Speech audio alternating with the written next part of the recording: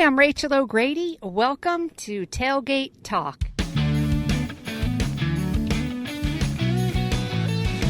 We're out here today at Dynamite Arena in Cave Creek, Arizona at the Jake Rice Memorial Roping, and we're here with Deb Carter. Deb, how are you? I'm really good. It's great to see you. Thank you very much. It's good seeing you too. Tell me where you're from, how you grew up, where you grew up. I am from Phoenix, born and raised. Grew up here. Used to come to this arena when I was a little kid. Roped and 4-H shows and stuff.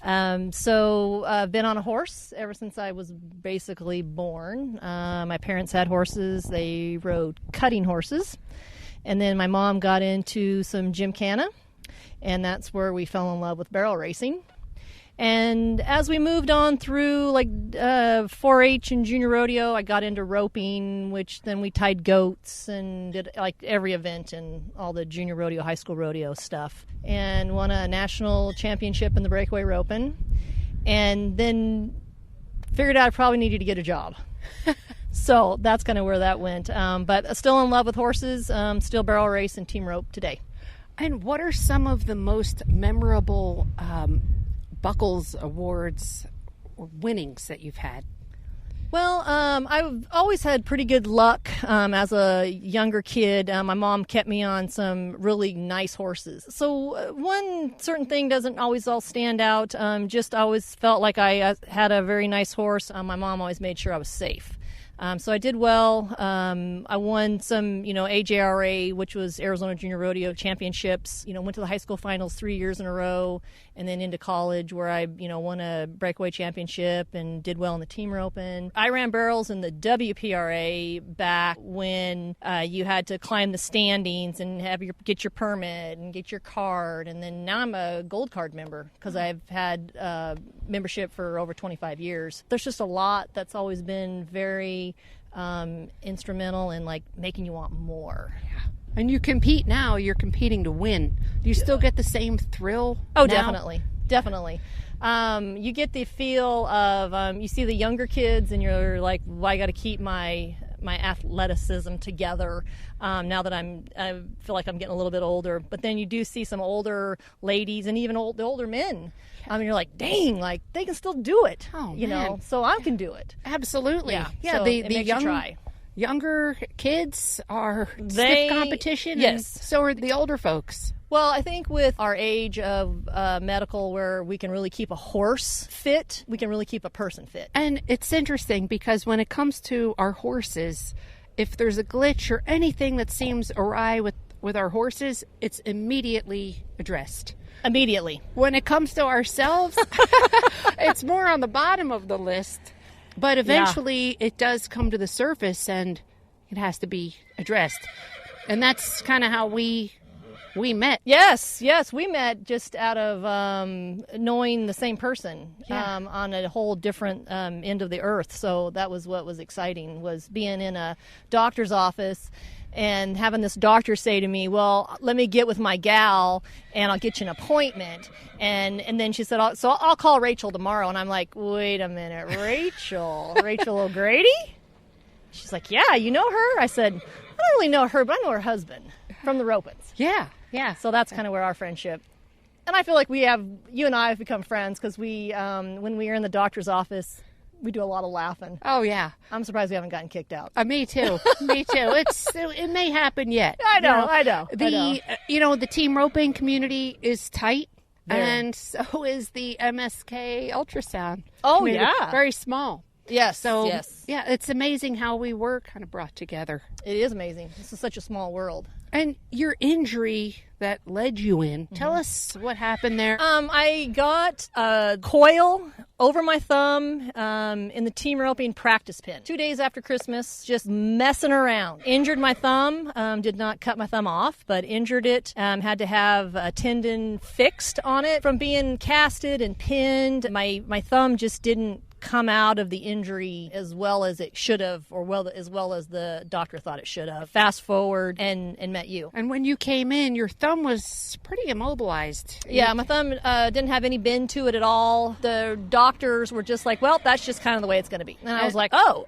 okay, well, I didn't know what to do. And you had everything intact from a surgical standpoint. So there was no more imaging that they wanted to do as far as seeing what else could be done with your thumb. Yeah. They just discharged you. And they were just like, you're done. Yeah, we're done here. We're good. Your thumb is there. That's kind of, I think, how they felt like I didn't cut my thumb off. They just felt good with was as good as it was going to be. But it's very frustrating as a patient because you know it's just not right. Well, especially when you're trying to rope, it's a little bit cutting into your fun when your thumb doesn't work. I know a lot of guys that don't even have a thumb anymore, so I'm grateful that I still have my thumb. You said, man, let's try this. And when we looked at your thumb with the ultrasound, we were able to see the scar tissue that was formed in there, and that just the tension, the gristle. Yeah, it wasn't the joint, because you looked at all that and you were like, man, your joint looks good. It's just all this scar tissue that's just laid down where it makes that joint not work. It lodges in there like glue.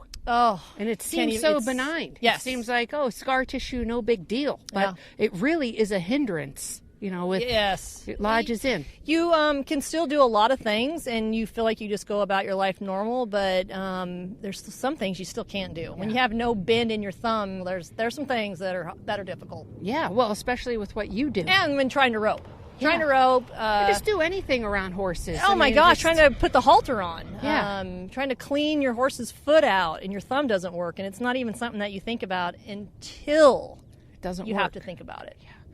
So we used the ultrasound to guide the amnio. What did you notice after that, if anything? At the first, I was like, wow, like it had a sensation to it. Like it was being rejuvenated. Like there was some life back in there. It's the last joint in my thumb. Trying to bend it is very difficult in general. Yeah. But it did have some mobility to it, and it wanted to have some life back to it. Do you feel glad that you tried the amnio? Gosh. Do you feel like it would have been different had you not done it? Oh, I'm so glad I did it. I think that as much scar tissue as I was laying down, it was definitely not going to get any better. The goal when we perform these injections is not always to get it 100% because there's just not always a chance that we can do that. Yeah, totally. I think that they kick you out of the doctor's office and they don't give you any promise. Right. They don't even give you any hope. Yeah. They just pretty much, it's kind of like they did their job and then they're done with you. Moving on to you, no, there's some hope. Well, that makes us happy to hear that. Yeah. It happens a lot, even with total joint replacements. And, the patient will have some symptoms afterwards and they go back to their surgeon. They look at everything on imaging and say, well, everything's lined up right. There's nothing more that we can do. Yeah, they really leave you on an x-ray. That's all they want to do. And they just kind of leave it. If the bone is, if it's broken or whatever, and it's lined up, they're done. Yeah. They're done with you. Right, exactly. Yeah, they kind of look at you like ligaments and tendons and everything are just like, kind of optional. Yeah, well, exactly. Yeah. And the ultrasound really gives us it's like using a small paintbrush to get into the corners of a painting. Yeah. We're really able to use some fine-tuned detail to see exactly what's going on in there in real time. It's exciting, I think. Yeah, I asked them, I said, can we do something with some ultrasound? And they just were kind of baffled at my reasoning. And I said, if I was a horse and I was hurt and you x-rayed my hurt area, you couldn't figure out what was still ailing me, then you would ultrasound it. They just looked at me like, huh? It's not their fault. It's just, like we say, if your only tool is a hammer, everything looks like a nail. Yep. If you're a joint replacement surgeon and a patient comes in with bone on bone in their joint, their option is going to be a joint replacement. They don't know enough about ultrasound to apply it in their day-to-day diagnostic realm. Yeah. But I'm so glad that you found us. Oh, yeah. Team roping could, once again, bring us together. Yes. It's like yes. We talk about how many relationships in our lives where horses are the catalyst. Oh, yeah. Isn't it neat? It's unbelievable. Yeah, it's really neat. It brings people together. It's a fun deal. Do you have any superstitions before you rope or ride? Do you have any rituals, anything that you do or don't do?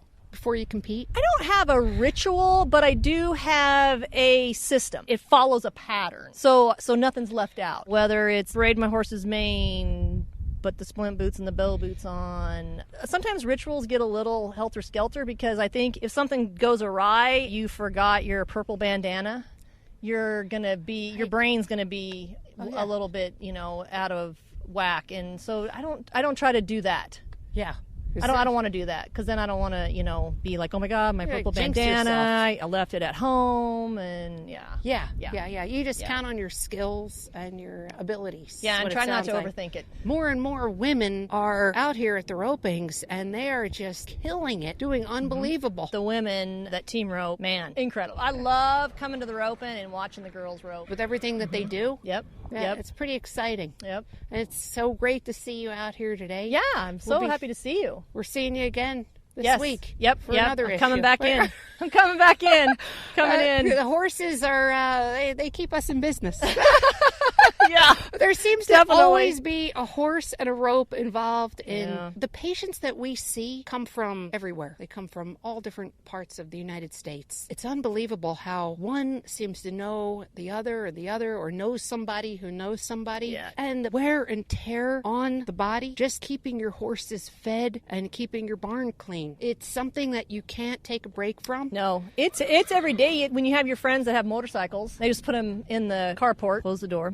Wouldn't that be nice sometimes to be able to just put it away? But then it's so in your heart to go out every day and to know you got to take care of something. Horses are great. They're great for your heart. They're great for your soul. They're great for your friendships. They are. As they say, the outside of a horse is good for the inside of a man or woman. Yeah, definitely a woman. Yeah. Yeah. So no, it's brought you and I together. It's lifelong friendships. Oh my gosh, yes. My friends, man, I got some great friends that support me and support my habits. It's such a pure way to live. Yeah, it is. It's it just, really is. You're caring for another animal. Mm-hmm.